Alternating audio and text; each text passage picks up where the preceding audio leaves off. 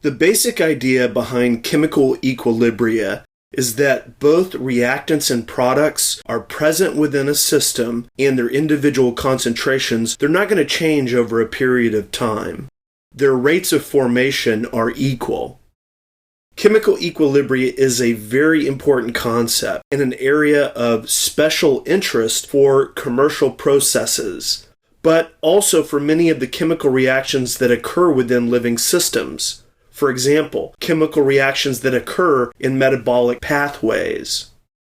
For a reversible reaction at equilibrium, we have the following.